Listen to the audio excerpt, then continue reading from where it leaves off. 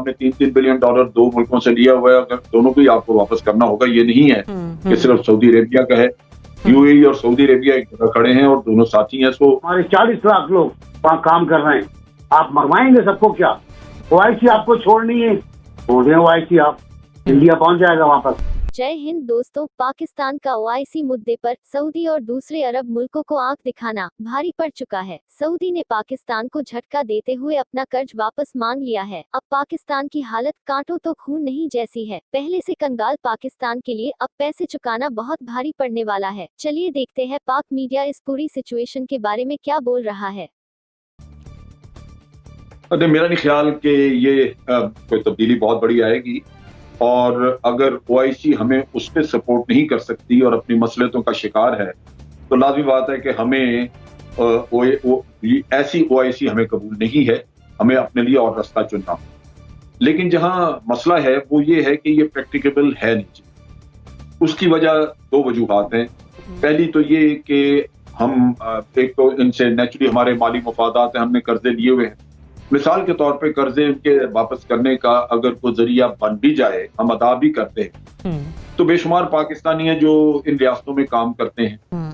और आपको इन रियासतों का पता है, वहां पे कोई डेमोक्रेसी तो है नहीं, बादशाहत है जिनका एक हुक्म चलता है। और अगर वो एक अपने पैन की एक जुम्बिश से सारे लोगों को उठा के बाहर कर दें तो बिल्कुल वो बाहर आ जाएंगे। और पाकिस्तान में पहले ही लोगों के माशी हालात इतने बिगड़े हुए हैं कि हमें ये कदम उठाने से पहले सोचना होगा कि बहुत बड़ी तादाद में अगर पाकिस्तानी मिडल ईस्ट से जो रोजगार अब दोबारा उनका कुछ चलने के कुछ नजर आते हैं इम्कानात, तो वो अगर खत्म हो गए तो उन लोगों को कौन संभालेगा यहाँ। और कर्जे का तो ठीक है कि आपने $3-3 बिलियन दो मुल्कों से लिया हुआ है, अगर दोनों को ही आपको वापस करना होगा। ये नहीं है कि सिर्फ सऊदी अरेबिया का है।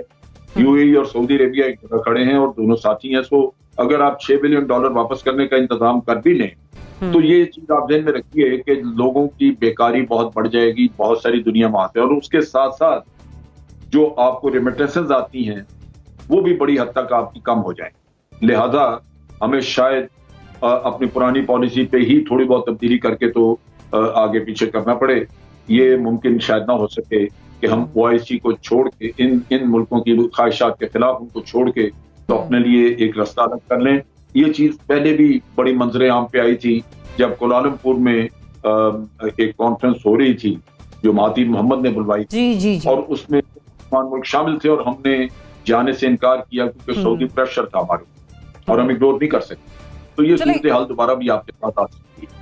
मैं यहीं से पॉइंट एक ऐड करूंगी। आपने सऊदी प्रेशर की बात की कोलालमपुर कॉन्फ्रेंस के हवाले से। चूंकि हम मकरूज हैं, ये आपका जुमला मैं ऐड कर रही हूँ, इसलिए हमारी हैसियत ओआईसी को टक्कर देने की नहीं। नासिम चौथाई साहब, सऊदी अरब से कैश की मद में मिलने वाले 3 अरब रुपए के कर्जे में से पाकिस्तान वक्त से पहले ही 1 अरब रुपए की अदायगी कर चुका है। ये मिनिस्ट्री ऑफ फाइनेंस और स्टेट बैंक ऑफ पाकिस्तान की तरफ से खबर सामने आई है। जी, $3 अरब, ठीक है। उसके बाद हम समझते हैं कि जो शाह महमूद कुरैशी साहब का बयान है उसको भी उन्होंने मद्देनजर रखा होगा और हम किसी बेहतरी की तवक्को कर सकते हैं खारजा पॉलिसी में किसी बड़ी तब्दीली की। जब 5 अगस्त को सकूत कश्मीर हुआ, सकूत कश्मीर में बार बार कह रहा हूं, सकूत कश्मीर हुआ तो यही शाह महमूद कुरैशी मुजफ्फराबाद गए थे और वहां इन्होंने सहाफियों को इसी सवाल पर डांट दिया था और ये कहा था कि आपको समझ नहीं आती मेरी बात कि हमने इतने पैसे उनसे लिए हुए, हमारे 40 लाख लोग वहां काम कर रहे हैं, आप मरवाएंगे सबको क्या? आप लोग जर्नलिस्ट हैं क्या है? ये शाह महमूद कुरैशी का स्टाइल था। और आज वो कल किसके कहने पे ये बात कह रहे थे मुझे नहीं पता। दूसरा ये कि चल उसूली बात है, मैं मान लेता हूँ कर लें इसको, आप वो 6 अरब वापस कर दे। तो जो जनरल साहब ने बिल्कुल सही कहा कि जो लाखों लोग वापस आएंगे फिर यूएई से और कुवैत भी है, कुवैत से और सऊदी अरब से, उन्हें कहाँ खपाएंगे? आप तो लोगों को निकाल रहे हैं। 71,000 तो कल गए आप निकालने के लिए, उससे पहले और लोग निकाल चुके हैं आप। तो लोगों को निकालने की मुहिम, वहां से लोगों को लाने की मुहिम आप किस तरह करेंगे? अगर कुछ करेंगे तो बहुत बड़ा मुआवजा होगा। तीसरी बात मैं कह रहा था कि जब आप ओआईसी के मुल्कों से हटकर प्रो पाकिस्तान खारजा पॉलिसी के लोगों को तलब करेंगे, ममालिक को बुलाएंगे, तो वो कितने होंगे बीबी? महातिर मोहम्मद अब मलेशिया में नहीं, अब उनका मुखालिफ ग्रुप तो खाली तुर्की होगा ना, एक आध कोई और आ जाएगा, मुमकिन उज्बेकिस्तान आ जाए, मुमकिन है ताजिकिस्तान आ जाए, मुमकिन है हमारा आजाद कश्मीर भी स्टेट है वो आ जाए। कितने लोग आएंगे आपके पास इस कॉन्फ्रेंस के अंदर? कभी सोचा? थोड़ा सोच समझ के बात करें। कल तो उन्होंने वाकई अद कर, कल तो जो कुछ लोग जुमले कहे वो एक वजीरा खारजा की शान नहीं थे। अब वो आप से कहते रहते विदाउट सऊदी अरब। क्या आपका खुमार है, क्या आपका गुरूर है? किस बात पे गुरूर? आप यार कश्मीर में तो जवाब दे नहीं सकते। आप कहते हो जंग ऑप्शन नहीं है, मैं कहता हूँ जंग ऑप्शन है, लेकिन हम जंग नहीं करना चाहते, हम जंग नहीं करना चाहते, जंग ऑप्शन नहीं है। ओके फाइन गुड, ये तो सही है, लेकिन हम जंग के मुतामिल नहीं हो सकते। ये जुमला तो बिल्कुल ही गलत है और यह खारजा पॉलिसी का जुमला भी नहीं है। तो मेरी समझ में नहीं आ रहा कि हम खारजा पॉलिसी की किस सिमत में जा रहे हैं, कहाँ जाना चाह रहे हैं। ओआईसी आपको छोड़नी है, छोड़ दें ओआईसी, आप इंडिया पहुंच जाएगा वापस। इंडिया बैठा हुआ और बड़ी सबसे बड़ी मुस्लिम पॉपुलेशन उसके पास।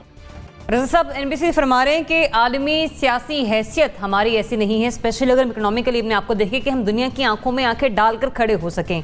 फिर फॉरेन मिनिस्टर का ये बयान, आप समझ रहे हैं कि कोई बेहतरी की कोई बड़ी तब्दीली आ रही है इस खारजा पॉलिसी में? देखिए, मेरे तो ख्याल से कोई खास तब्दीली नहीं आ सकती। बात यह है कि वो क्या कर लेंगे, सऊदी अरेबिया का तो कुछ नहीं बिगाड़ सकते हम। और जैसा भी जिक्र किया गया कि गल्फ की रियासतें जो हैं सारी, ये अकेला सऊदी अरेबिया तो नहीं है, उनके साथ यूएई भी है और दीगर जो किंगडम्स हैं मशरिक़ वस्ता में, वो भी सऊदी अरेबिया की पॉलिसी के साथ ही चलते हैं। और वहाँ पर हमारे लाखों पाकिस्तानी वर्कर्स काम करते हैं। हमारे दीगर दोस्तों, अगर आप भारत का समर्थन करते हैं तो अभी चैनल को सब्सक्राइब करें, लाइक करें, वीडियो को शेयर करें और नए भारत की बुलंद आवाज का हिस्सा बने। वो दुनिया में हिंदुस्तान की बढ़ती ताकत को अनुभव करें। जय हिंद।